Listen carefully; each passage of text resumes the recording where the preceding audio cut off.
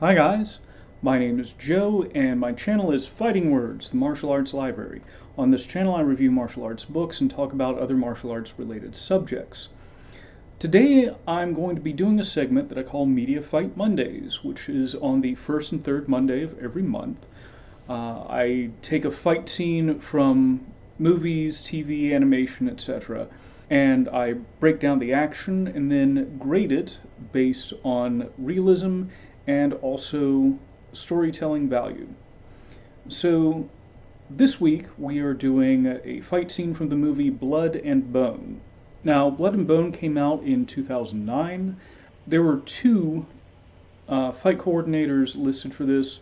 One was Fernando Chien, who has worked on projects like the series 24. He was the fight coordinator for a movie called TKO. He's worked some stunts in the MCU. The other is Sam Hargrave, and again, he's done some stunt work for the MCU. He's also worked as a fight coordinator for the Hunger Games series. So, both of these guys have, been around some pretty big productions before.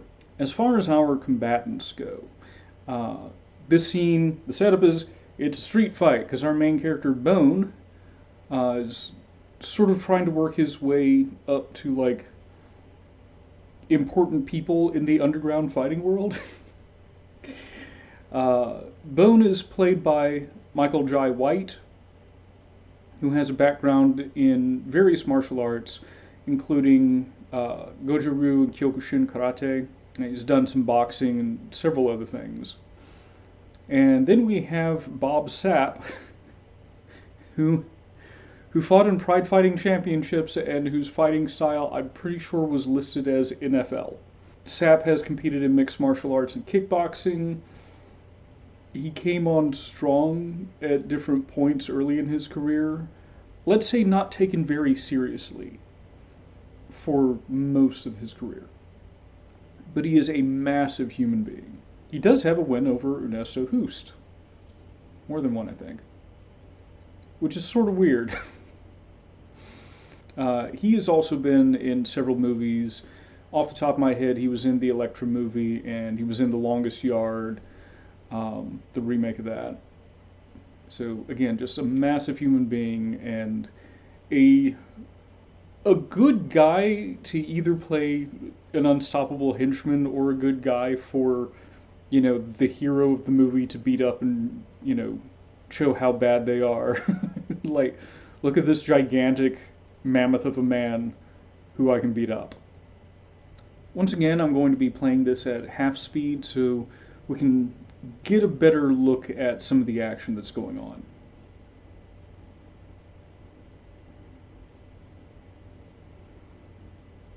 So Bob Sapp's making a big show. There are unmatched leads, which means that Mr. White is leading with his right leg while Mr. Sapp is leading with his left leg. This typically means that your jabs will not be as effective because they sort of get in the way of the other guy's hand, but a lot of shots coming in from the rear side, like your rear crosses and rear kicks, tend to have a better opportunity of landing. We'll see if that plays into this fight. Jab is slipped again, swing is slipped. So right now, the story of the fight is Bone is avoiding the punches of Hammerman, which is Bob Sapp's character's name. The first strike he threw, he has sort of this shoulder roll position. You can call it a flicker jab. It's pretty much a back fist, where you hit with the back of the knuckles. And it's a pretty good bothering technique, sort of whipping that out. It'll sting, it can bloody you up, it'll get your attention. By itself, it's not usually a knockout shot. But it's not needed to be. Now, that shoulder roll position with his hands lower could have invited punches, In Jeet Kune Do, that's referred to as attack by drawing. So you're drawing a particular attack toward you.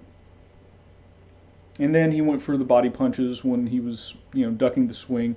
That's actually a pretty good idea. Very few people work the body, and by hitting the body, you can tend to draw the guy's guard down. It's usually easier to get a knockout by aiming for the head, but if you can get someone to lower their guard by attacking the body, it'll open up that opportunity.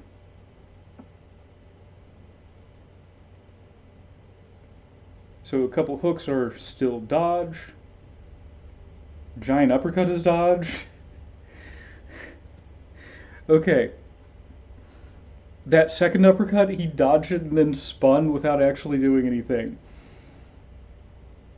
That was unnecessary and tactically probably not a very good idea.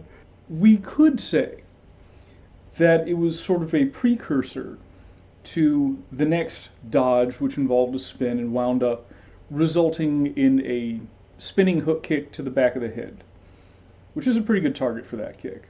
I'm not going to suspend my disbelief so much and oh yeah, that first spin was totally to desensitize the guy to the next spin. You could make the case, I'm not gonna. I just think it was a dumb thing to do. But I think storytelling wise it does sort of continue with the trend of Hammerman is not going to be able to hit Bone. Bone is too agile, too good at slipping these strikes.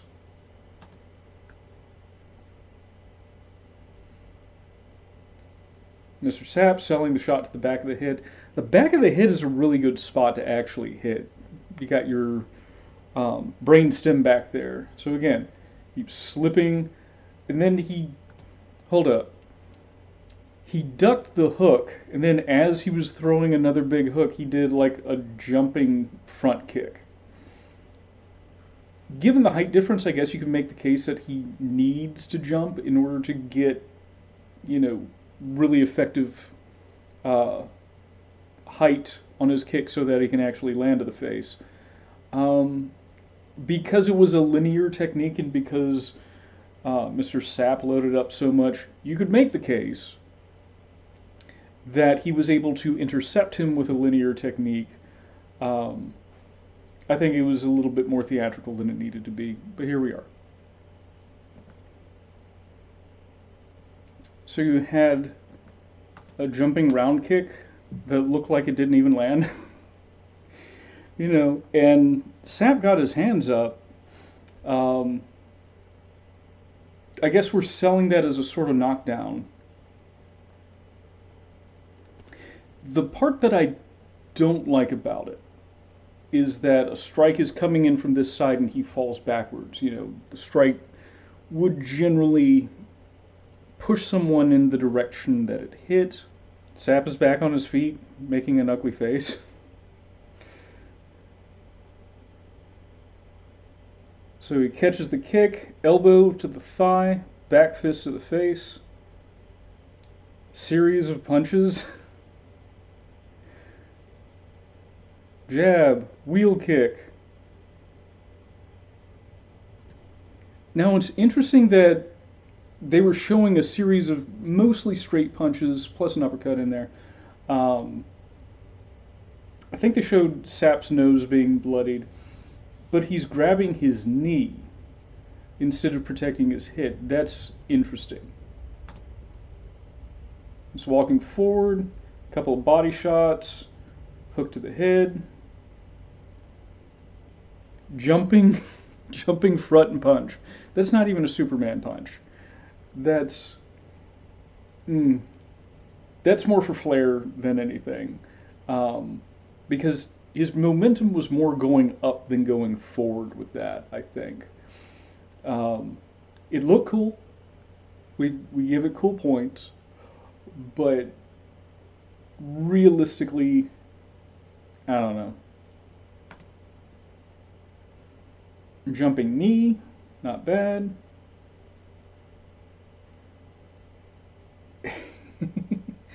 Okay, and he might be dead because his skull hit the ground. That's actually, when you hear of people dying from one punch, it's usually not the punch. It's usually an impact on the ground.